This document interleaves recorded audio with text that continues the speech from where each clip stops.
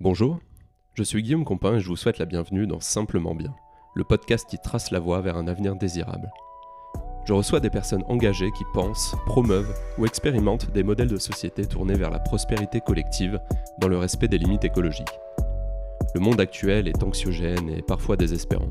Pourtant, les solutions sont multiples. Sobriété, baisse du temps de travail, communauté, solidarité. On va explorer toute cette constellation d'idées et de projets avec enthousiasme et une bonne dose d'espoir. Bonne écoute!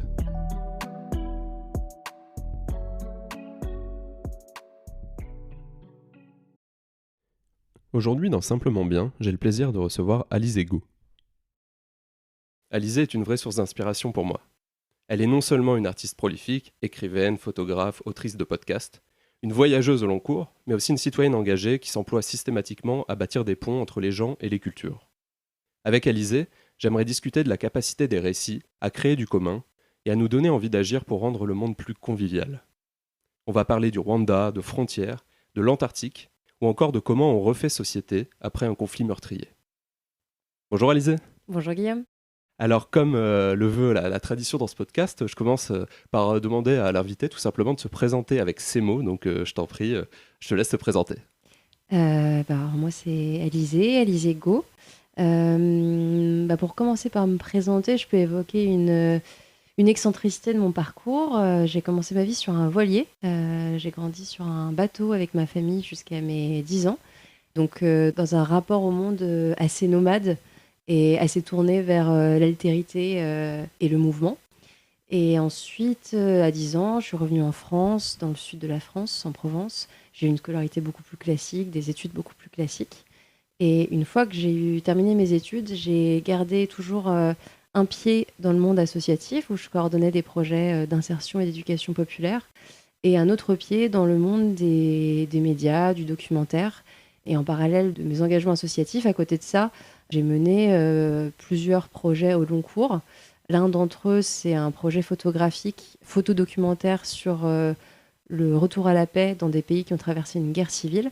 Je me suis rendue pour ça en Bosnie, en Rwanda, en Irlande du Nord, en Arménie, en Géorgie. Par la suite, j'ai aussi développé une activité de romancière.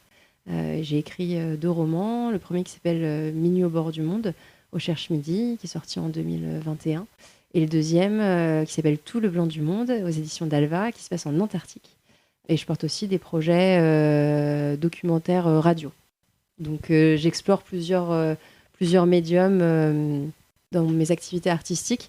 Et depuis quelques années, je suis devenue complètement indépendante, enfin artiste-auteur indépendante. Je continue des fois d'accompagner des structures, mais le plus gros de mes activités tourne autour de la création de projets artistiques et l'animation de médiation littéraire. Ça fait beaucoup de choses et c'est passionnant. Et pour commencer, je vois une certaine cohérence justement dans un certain nombre de projets que tu as menés. Tu parlais de ces différents projets documentaires qui ont mené à ton roman Minuit au bord du monde autour de pays qui ont été confrontés à des conflits internes, souvent assez meurtriers. Donc tu parlais de l'ex-Yougoslavie, tu parlais de l'Arménie, Géorgie, aussi de l'Irlande du Nord, du Rwanda. Et puis, ce que je sais de ton parcours, tu as aussi travaillé en France dans l'inclusion au numérique. Je sais que tu as aussi travaillé sur le vivre ensemble et sur des espaces de convivialité. Enfin, j'ai l'impression qu'il y a une cohérence. Je ne sais pas si toi, tu le vois ainsi. Et si oui, comment tu définirais justement un peu le lien entre tes différents projets sur lesquels on pourra revenir en détail après? Oui, je pense que la cohérence, on la voit souvent a posteriori. Moi, sur le moment, le fait d'avoir été engagée à la fois dans le secteur associatif, d'avoir aussi porté des projets artistiques, j'ai pu avoir des doutes et me demander s'il n'y avait pas une forme de dispersion, on va dire, dans cette tendance à faire et du projet documentaire, et des projets associatifs, et des romans, et des fictions. Mais effectivement, comme tu l'as très très bien résumé dans ton introduction, le fil rouge pour moi, c'est d'ouvrir à l'altérité, à la différence, et de créer des ponts entre des mondes qui sont pas amenés à se rencontrer facilement, soit en racontant ces rencontres et ces ponts. Quand je me suis rendue en Bosnie-Herzégovine, un des projets que j'ai beaucoup photographié et documenté, c'est l'école de rock de Mostar, où un ancien percussionniste, musicien qui était aussi enfant soldat pendant la guerre, a créé une école qui rassemblait des ados croates et bosniaques donc ils ne se parlaient quasiment plus depuis la fin de la guerre civile. Et l'idée était d'utiliser la musique comme moyen pour leur faire se re-rencontrer. Et ce projet avait de l'effet non seulement sur ces ados-là, mais aussi sur les parents qui se rencontraient pendant les concerts du lycée. C'est un des plus beaux projets que j'ai pu découvrir en Bosnie-Herzégovine. Et donc voilà, ce projet-là, par l'art, crée du lien et de commun entre des groupes qui ne se parlent plus. Et voilà, et que ce soit en Bosnie, au Rwanda, en Arménie. J'ai beaucoup aimé raconter des histoires de reconstruction, de comment dans des situations extrêmement difficiles, il y a des choses assez incroyables qui se mettent aussi parfois en route. Comment justement ces moments d'adversité et de difficulté peuvent aussi faire surgir des élans vitaux et une capacité à aller de l'avant qui force le respect pour nous ici en Occident. Et puis, beaucoup plus modestement et à mon échelle, j'aime bien dans tous les projets de médiation, d'animation d'ateliers d'écriture que je porte maintenant, avoir un peu cette idée de créer des communs, de créer des espaces de sensibilité partagée entre des personnes qui ne se connaissent pas forcément. Quand j'anime un atelier d'écriture, par exemple, ça va rassembler des gens qui viennent avec des motivations et des envies très différentes. Des fois, ça va être auprès de personnes plutôt aisées, des fois auprès de personnes éloignées de l'emploi, des fois auprès de jeunes qui sont en décrochage scolaire. Donc, ça peut être des publics très différents. Et ce que je constate, c'est que pendant ces moments d'atelier d'écriture, les personnes souvent se reconnectent à leur sensibilité, à leurs émotions et aussi à celles des autres, parce qu'il y a toujours un temps où on propose aux uns et aux autres de lire ce qu'ils ont écrit. Et il y a une forme de vulnérabilité partagée et une très belle écoute. Et j'aime autant le fait de partager ma passion pour l'écriture aux participants que de voir ces moments d'échange et il y a quelque chose de très beau à vivre ces moments-là et à voir aussi les gens apprécier les textes des autres et faire ce moment de pause et de respiration aussi, où on ralentit, on prend le temps d'écrire et en même temps quand on prend aussi le temps d'écouter ce que l'autre a écrit à partir de la même consigne.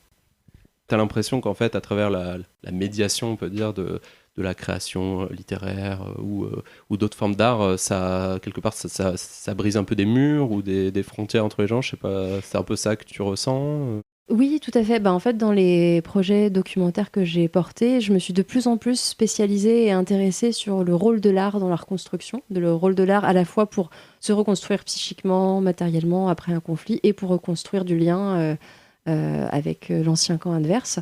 Et au Rwanda, c'était quelque chose qui était particulièrement fort et inspirant. Et plein de formes d'art différentes, la danse, le cinéma, le théâtre. Au Rwanda, il y avait aussi un enjeu de se réapproprier pour les Rwandais l'histoire du génocide et l'histoire du présent et comment trouver la juste façon de raconter l'un et l'autre et que ce ne soit pas les autres, les étrangers, les occidentaux qui racontent toujours cette histoire-là, de raconter à la fois ce qui s'était passé et de faire le travail de mémoire et en même temps de ne pas s'enfermer dans une identité de victime. Voilà, et cet équilibre à trouver entre les deux est extrêmement compliqué. Et donc l'art là-bas servait à la fois à se reconstruire, à recréer des communs, et je me souviens d'une artiste, Natacha Mouzira, qui était artiste transdisciplinaire et qui a eu une enfance compliquée et qui disait les arts m'ont d'abord permis de me reconstruire, puis de comprendre le monde quand plus rien n'avait de sens et enfin d'agir. Et voilà, en 3 temps, je trouve que l'art peut servir vraiment à ça. C'est super intéressant ce que tu dis. Et tu as d'autres exemples à travers les rencontres que tu as pu faire aussi du coup en Bosnie, en Irlande. Il y a des projets qui t'ont marqué particulièrement justement à cette interface, soit de l'art, de la culture, ou même de projets de vivre ensemble entre des communautés qui étaient autrefois rivales ou ennemies. J'ai 3 séries photographiques sur la Bosnie, le Rwanda et l'Arménie. Donc j'ai aussi des exemples qui me viennent assez spontanément sur l'Arménie. Et en Arménie, on a co-réalisé avec mon compagnon Brice Neuer une création documentaire radio. Et on a rencontré des artistes arméniens, des chercheurs aussi. Et on a rencontré notamment une chercheuse qui s'intéressait à comment était racontée l'histoire du génocide à travers les différentes générations, parce que c'est un génocide qui est très vieux, qui a eu lieu en 1915. Et donc, on a une distance historique sur ce drame-là qui permet de comparer comment la première, la deuxième, la troisième génération s'approprient cette histoire, la racontent, la transforment. Et on sentait en tout cas que les récits avaient un rôle très important à jouer aussi. Et c'est un espèce de cas extrême, ces violences extrêmes historiques. Enfin, non seulement en France, on a nous-mêmes aussi connu nos propres drames, on a aussi on a quand même l'histoire de la Shoah, donc on est aussi concerné par ces questions-là, même si parfois on l'oublie. Et je trouve qu'en fait, ces cas extrêmes, ça rappelle aussi que l'art et les récits, c'est pas juste de la distraction, c'est quelque chose d'assez vital en fait, et de très universel. Il y a une vidéo de Bernard Stiegler, qui est un philosophe qui est décédé il y a quelques années, qui est en accès libre sur YouTube et qui s'appelle « À quoi sert l'art ?» Et il rappelle dans cette vidéo qu'avant l'industrialisation, tout le monde avait accès à une forme d'artisanat. Tout le monde pouvait concevoir des beaux objets, avoir une forme d'esthétique qu'il mettait dans son travail, d'esthétique ou de narration, et qu'il y a eu une espèce de spécialisation et de division des tâches à ce moment de l'industrialisation, où finalement on a mis d'un côté les créateurs, les designers, etc., et les autres. Et les autres, justement, ont perdu cet accès qui est censé être très vital et très naturel à ça. Et que aujourd'hui, on en voit aussi on en récolte aussi les problèmes. Et je trouve que, pour moi, ça fait partie des axes d'amélioration de notre société que de faciliter l'accès à la culture, à la créativité, à l'expression, à la beauté, en découvrant et en voyant soi-même des œuvres, mais aussi en créant soi-même.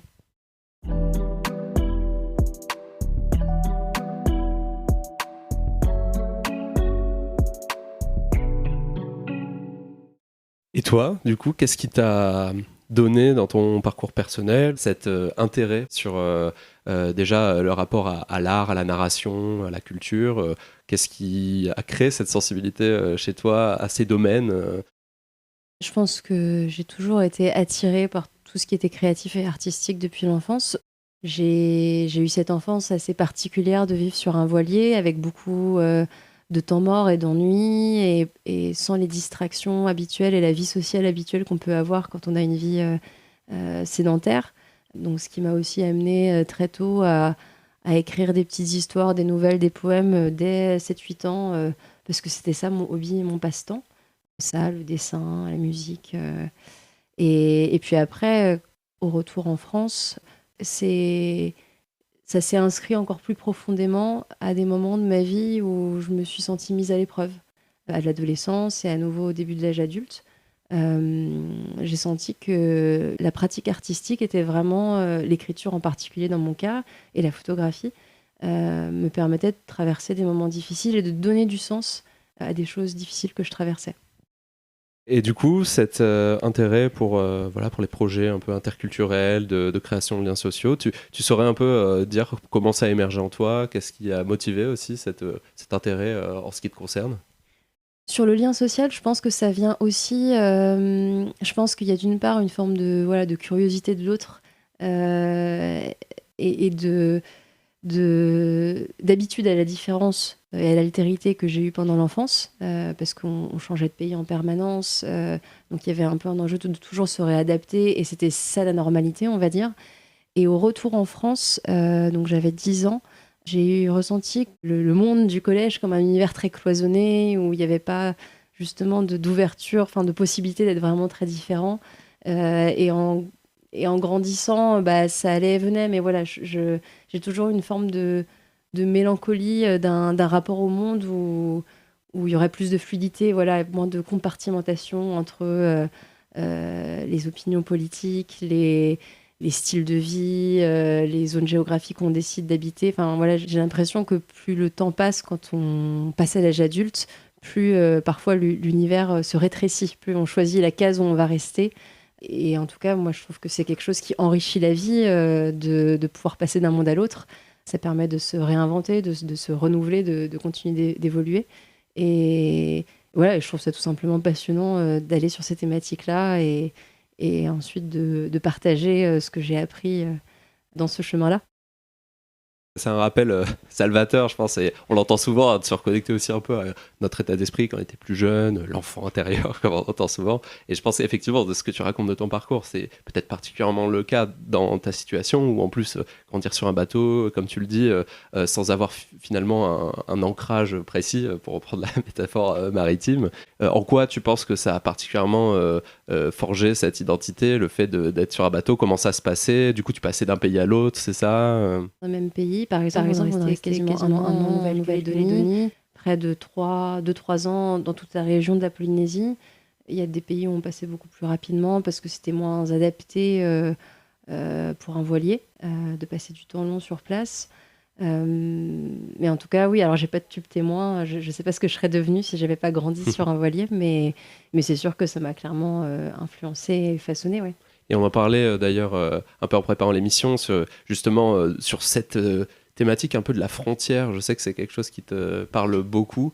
Comment tu vois la frontière? J'ai l'impression que pour toi, c'est vrai qu'on a souvent une image, on entend beaucoup dans les médias la frontière comme un espace de danger où il faudrait repousser les autres pour surtout pas qu'ils se mélangent à nous. Enfin, malheureusement, c'est quand même un discours xénophobe, quoi, voilà, qui prend beaucoup de place depuis déjà assez longtemps. Toi, je sais bien que toi, ta vision de la frontière est très différente. Et comment tu vois la frontière et qu'est-ce que tu trouves intéressant dans cet espace? Bah, je trouve qu'effectivement, il y a quelque chose de très manichéen sur la façon dont on considère la frontière actuellement, et il faut être soit pour ou contre. Et ça se cristallise beaucoup sur la définition culturelle et politique de la frontière, mais on peut aussi parler de frontières en biologie, en géologie. On peut parler des frontières dans le temps, on peut parler des frontières de l'enfance. J'anime un cycle d'ateliers d'écriture en ce moment à Nantes sur la frontière et le réalisme magique.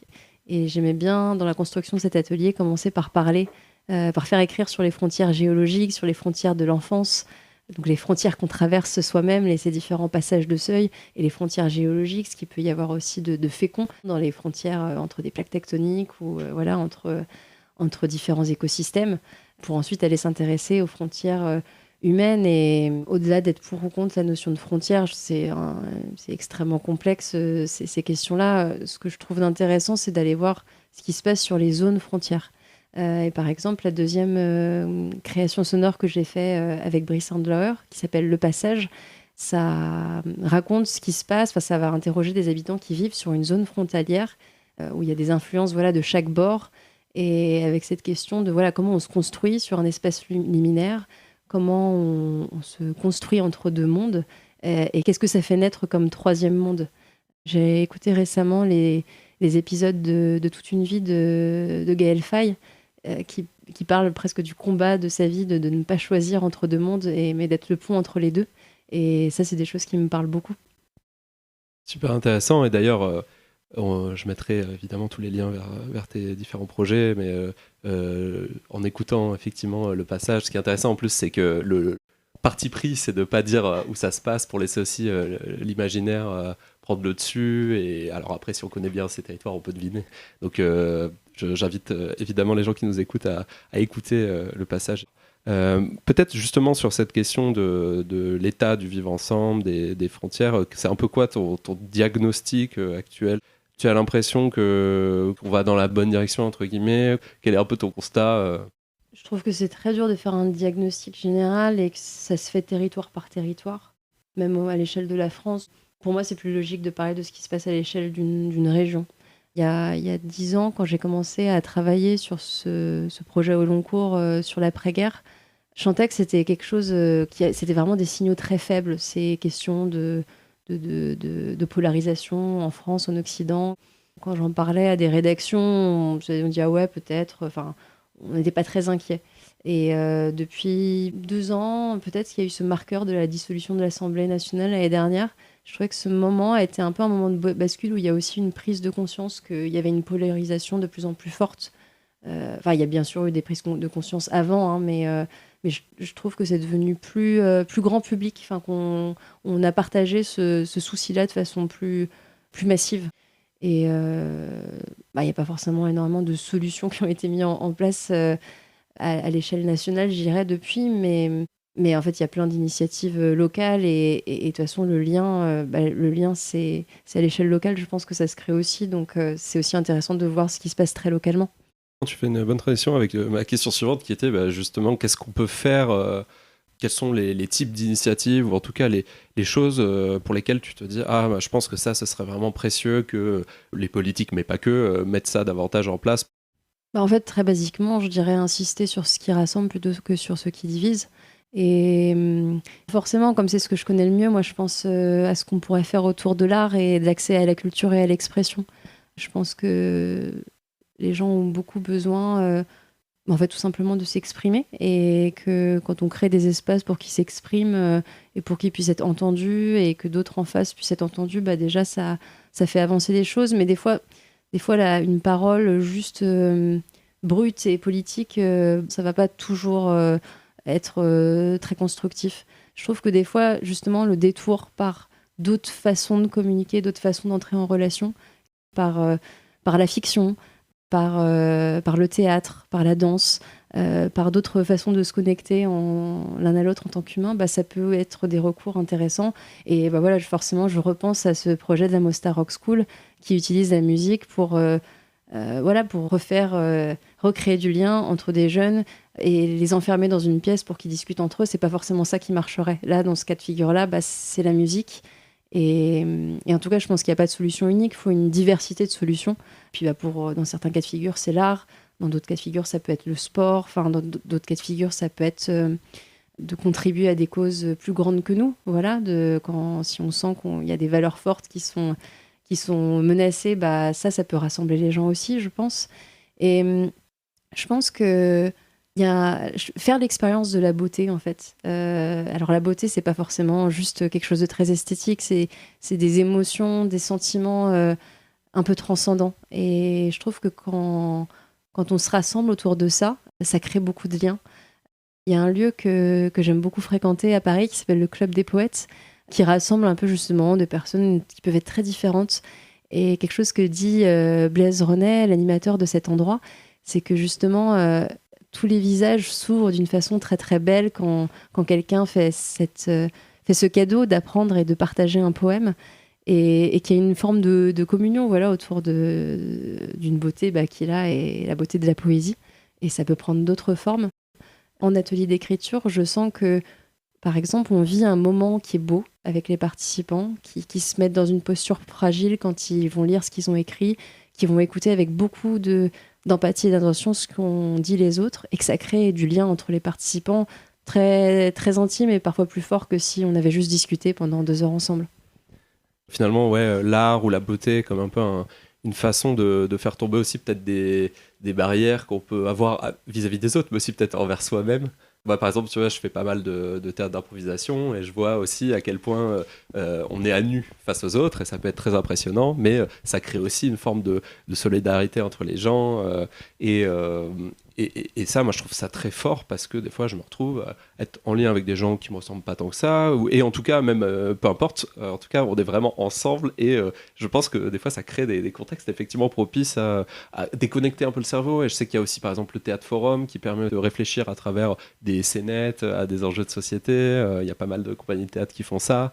Et en tout cas, tu parlais du Club des Poètes, je ne peux que recommander. Je sais d'ailleurs que tu es autrice de poèmes et que tu déclames parfois aussi au Club des Poètes. Et c'est un lieu pour les personnes qui habitent à Paris ou qui s'y rendent de temps en temps. Je vous recommande vraiment d'y aller parce que c'est effectivement une sorte d'utopie, je trouve, où on déconnecte complètement de qui on est pendant le temps d'une soirée. Et c'est très fort. Et oui, sur cette idée de la beauté, ça me fait penser à ce qu'a dit Albert Camus en ouverture de mon 2e roman, Tout le blanc du monde. J'ai utilisé une citation d'Albert Camus qui est extrait de L'homme révolté, qui est un texte vraiment très contemporain, même s'il a été écrit au moment de l'après-guerre, qui dit La beauté sans doute ne fait pas les révolutions, mais un jour vient où les révolutions ont besoin d'elle. Et voilà, et je pense que la beauté, mais encore une fois, sous toutes ses formes, c'est pas simplement un beau tableau dans un musée, ça peut prendre plein de formes différentes. Et la nature, le lien au vivant, ça fait partie de ça aussi, de cette expérience de la beauté. Et je pense que c'est pas du tout un luxe, c'est quelque chose de très universel dont on a tous besoin. Bah, tu fais une excellente transition avec une question que je voulais te poser aussi. Je sais que l'écologie n'est pas l'axe unique de ce que tu fais, mais je sais que tu as aussi une sensibilité à ces sujets-là. Tu viens d'en parler. Tu as eu l'occasion d'être dans la médiation culturelle et scientifique sur ces sujets-là. Et justement, c'est l'occasion peut-être de parler de ton dernier roman, Tout le blanc du monde, qui se passe en Antarctique. Et même si, encore une fois, ce roman n'a pas comme seul enjeu les sujets écologiques, c'est quelque chose d'assez présent dedans. Je serais curieux de parler un petit peu de ce roman aussi, parce que moi, je l'ai lu et je trouve que vraiment, il y a... Ce qui m'a marqué en tout cas, c'est qu'à travers l'expérience justement sensible en immersion, donc ça se passe sur une base scientifique, des aventures de ces personnes-là et qui sont confrontées aussi directement à la fonte des glaciers, de la banquise, enfin voilà, ces choses qui montrent que le monde est très vulnérable. Je trouve que ça émeut et ça donne encore plus envie d'agir. Et je sais pas si c'était une intention que tu avais ou si tu voulais tout simplement décrire voilà, un univers comme celui de l'Antarctique. Mais qu'est-ce qui t'a donné un peu l'envie de t'attaquer à ce sujet? L'envie de parler des mondes polaires, je crois que ça vient à la base d'une fascination de l'adolescence. En fait, depuis que je suis ado, ça me fascine et ça me passionne, les mondes polaires. Je pense aussi peut-être parce que la glace, c'est ce qu'il y a de plus exotique pour moi, ayant grandi dans des régions plutôt tropicales.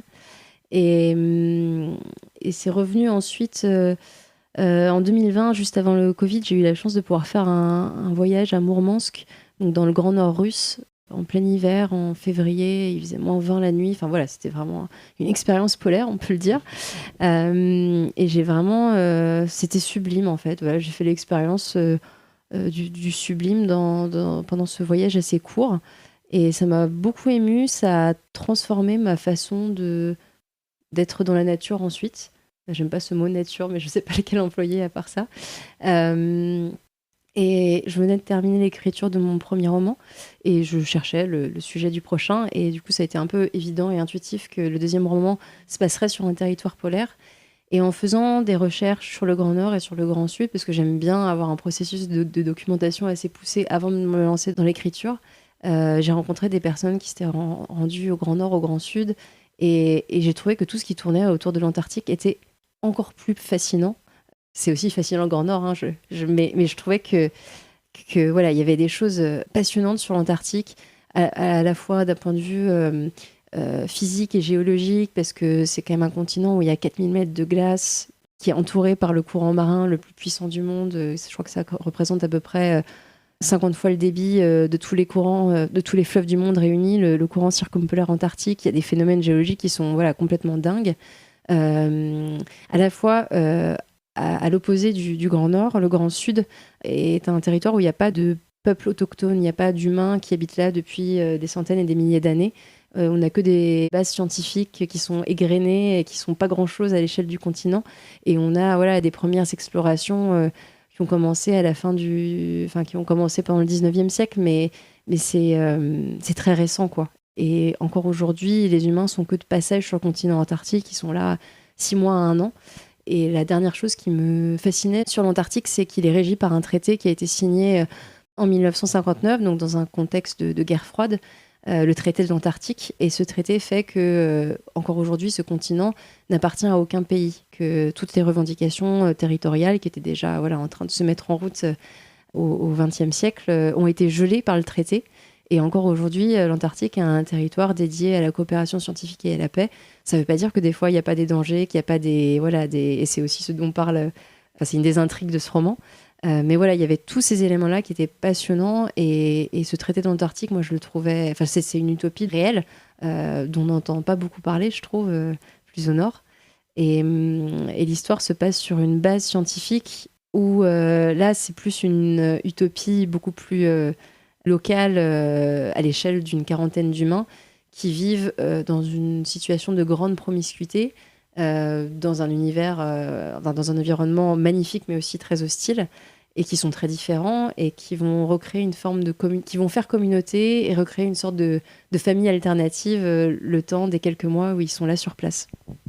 C'est vraiment ça que j'ai adoré dans ce bouquin, c'est tout ce que tu décris, c'est-à-dire ce mélange, au final, on suit une communauté humaine dans toute sa subtilité, dans toutes les interactions, en même temps en autarcie, au milieu d'un environnement qui est hostile à l'homme, mais qui finalement est aussi... l'homme lui est hostile, puisque voilà, ils sont aussi confrontés à des phénomènes de dégradation des glaciers, de la banquise, de tout l'impact en fait qu'on n'imagine même pas, mais qui se produit au bout du monde de nos activités humaines, etc. Et comme tu le dis, c'est à la fois on suit des scientifiques, mais il y a aussi ces enjeux géopolitiques. C'est vrai que moi, ça m'a fasciné quand j'ai lu ton bouquin, de me dire, ah oui, il y a encore ce traité qui paraît presque désuet aujourd'hui, quand on a l'impression que toutes les grandes puissances cherchent absolument à dominer les autres, où on dit, bah non, c'est une terre qui est neutre. Et c'est vrai que c'est peut-être l'un des seuls espaces où on a encore une sorte de commun mondial, et à la fois qui est menacé. Je sais que dans l'actualité, d'ailleurs, on entend de plus en plus le fait qu'il y a des réserves d'hydrocarbures qui attire beaucoup de puissance. Mais voilà, je trouve que ton bouquin, il montre à la fois cet équilibre très subtil entre des puissances très fortes, qu'elles soient naturelles ou géopolitiques, et puis cette vulnérabilité qui tient finalement à pas grand-chose. Donc je recommande vraiment aux gens de lire Tout le blanc du monde, parce que c'est très original, je trouve, comme livre. Peut-être juste pour réagir sur ce que tu viens de dire, c'est presque l'histoire de la rencontre des personnages avec ce continent et d'un attachement très très fort qui va avoir lieu entre eux et le territoire.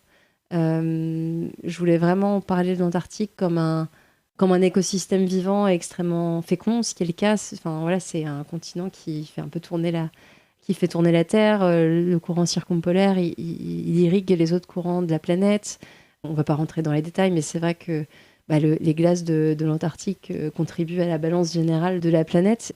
Mais je voulais aussi moi, j'étais traversée pendant l'écriture par des questionnements qui n'avaient pas du tout juste trait à l'Antarctique, qui étaient de l'ordre de comment on trouve sa place aujourd'hui dans un monde plus instable que jamais, et comment on gère cette ambivalence étrange entre l'émerveillement face à la beauté du monde et en même temps le sentiment que ce monde est menacé.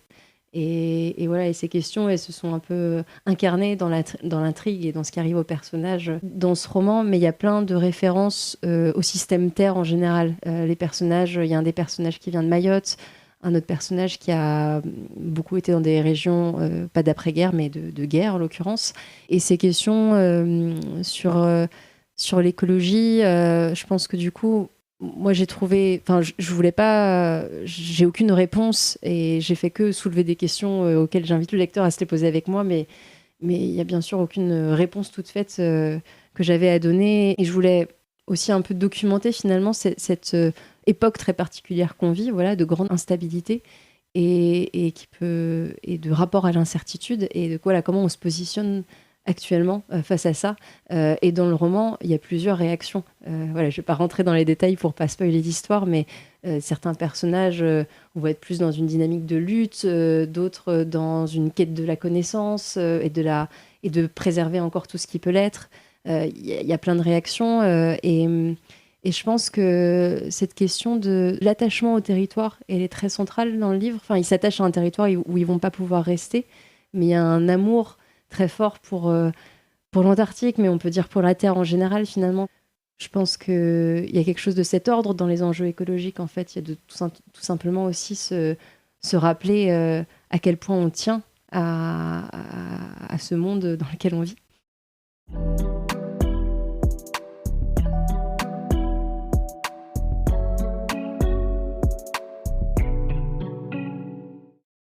Alors maintenant, Alizée, si tu le veux bien, j'aimerais passer une petite séquence, on va dire, où on se projette. Est-ce qu'il y a des choses que tu recommanderais, des personnes, des structures? Dans les œuvres, les références que je conseillerais, il y a une vidéo sur YouTube qui est en accès libre, qui est le TED Talk de Chimamanda Ngozi Adichie, qui s'appelle Le danger des histoires uniques. C'est une vidéo que j'ai découverte il y a 10 ans et que je re-regarde tous les ans. Ok, c'est vraiment une bible presque. Ouais, c'est une référence. Le tendre narrateur de Olga Torchko, qui est une prix Nobel de littérature polonaise, qui parle justement du pouvoir de la littérature et de la fiction pour développer l'empathie et la tendresse. Et un roman que j'ai découvert tardivement et que je trouve incroyable, c'est La main gauche de la nuit d'Ursula K. Le Guin. Un livre de science-fiction, mais vraiment, j'ai rien lu de similaire. Ça parle du rapport à l'autre et à l'altérité d'une façon extrêmement fine, et en même temps, c'est un roman très prenant. Et après, dans les choses qu'on peut faire, je pense dans les petites choses qu'on peut faire très facilement, très rapidement. Tu as évoqué cet enjeu d'écouter l'autre, etc. Moi, quelque chose que je fais depuis longtemps, c'est d'écrire 2 ou 3 pages par jour ou quelques fois par semaine, d'avoir une sorte de journal. Alors, on peut appeler ça un journal intime, un journal de bord. Mais en tout cas, d'écrire tout ce qui nous traverse. En fait, c'est une façon de s'écouter soi-même. Et après, c'est peut-être plus simple quand on s'est écouté soi-même d'écouter l'autre, enfin, quand on a vidé son sac. Et je trouve que ça permet d'être connecté à soi. Et je pense que voilà, pour être connecté à l'autre, il y a aussi un enjeu des fois d'être un peu connecté à soi-même, enfin, que ça va dans les deux sens, quoi. Et cette pratique de l'écriture, je trouve que voilà, ça développe la sensibilité, l'écoute, l'empathie. Je conseille aussi tout simplement de lire de la littérature étrangère. C'est une façon très simple en fait de se plonger dans des mondes, des cultures, des façons de penser différents de ce qu'on connaît. Par exemple, tous les livres de Chimamanda Ngozi Adichie, Des rives, des âmes et des continents de Shubhangi Swarup, L'homme qui savait la langue des serpents de Andrus Kirkivak, c'est un auteur estonien et c'est génial ce livre-là aussi. Ou par exemple des livres islandais. Enfin, voilà, je vais m'arrêter là dans ma liste. Et enfin, quelque chose, si on a plus de temps, on ne peut pas le faire tout le temps, mais le voyage long, où on sort de son rapport à son quotidien, on sort des sphères qu'on a l'habitude de côtoyer. Et ça n'a pas besoin d'être à l'autre bout du monde, mais s'accorder du temps long pour voyager longtemps et lentement, ça je pense que c'est des choses qui sont bénéfiques à tout le monde. En tout cas, merci Alizée, on a plein de références, là on a de quoi lire jusqu'à la fin de l'année, mais je doute pas que c'est des super recos, avec en plus une prononciation impeccable des noms des auteurs. Non, je crois que j'en ai écorché un ou deux. Donc plein de bonnes idées pour se mettre en action, ou en tout cas aussi s'ouvrir à l'altérité, donc merci pour ça. Et pour finir, j'aime bien aussi demander aux invités comment ils ou elles font pour être heureux dans ce monde qui est compliqué, ou si tu n'es pas particulièrement heureuse parce que c'est trop difficile, qu'est-ce qui en tout cas fait que tu arrives à tenir bon dans les moments difficiles? Est-ce qu'il y a des visions des choses qui te permettent de te porter, ou au contraire des petits détails du quotidien qui te font du bien et que peut-être les personnes qui nous écoutent seraient heureux ou heureuses d'appliquer?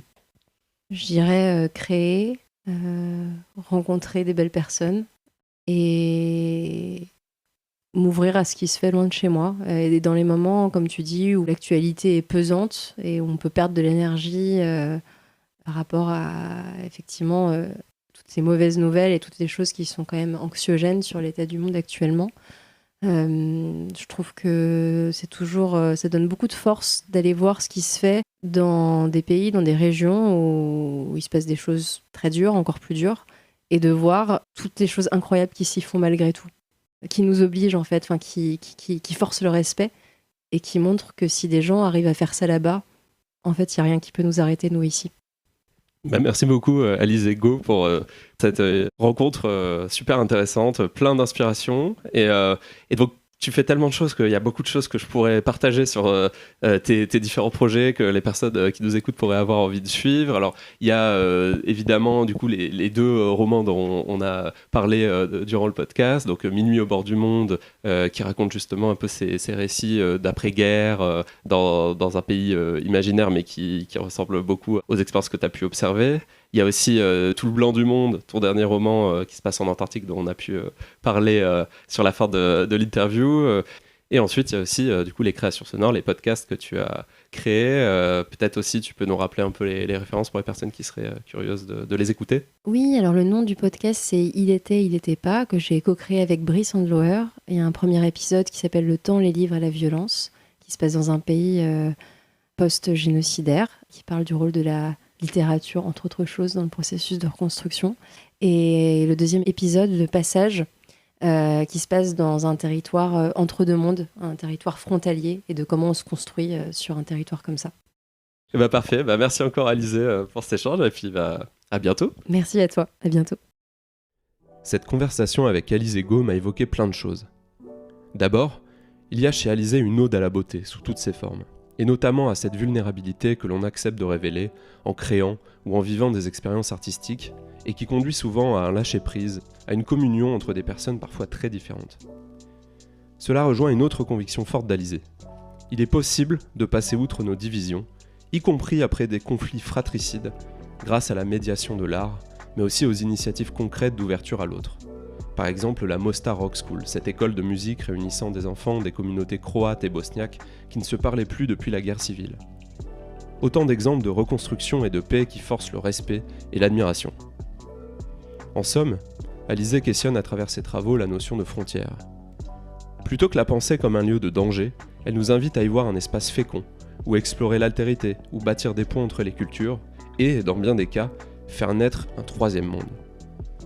Un dernier sujet qui m'a marqué dans notre conversation avec Alizée, c'est l'Antarctique, décor de son dernier roman.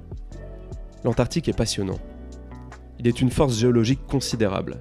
Ses glaces jouent un rôle dans la régulation du climat mondial. Il est entouré du courant marin le plus puissant du monde. Et en même temps, c'est un espace très fragile et menacé, par le réchauffement climatique, mais aussi par des tentations de plus en plus fortes d'y extraire ses ressources naturelles. Mais ce qui me fascine encore plus, c'est cet accord international protecteur qu'est le traité de l'Antarctique. Une utopie diplomatique qui incarne encore l'espoir d'une coopération internationale authentique. Je vous mets en description des infos pour approfondir cet échange et surtout aller voir les multiples projets d'Alizée. C'est la fin de cet épisode. J'espère qu'il vous a intéressé, enthousiasmé, donné des idées peut-être. Sentez-vous libre en tout cas de laisser un commentaire si vous souhaitez réagir, apporter des compléments ou encore des recommandations à ce que vous avez entendu. Et si vous aimez simplement bien, n'hésitez surtout pas à vous abonner et à laisser une bonne évaluation. Ça aidera énormément le podcast à gagner en visibilité. Vous pouvez aussi suivre les actus du podcast sur les réseaux sociaux. À très vite!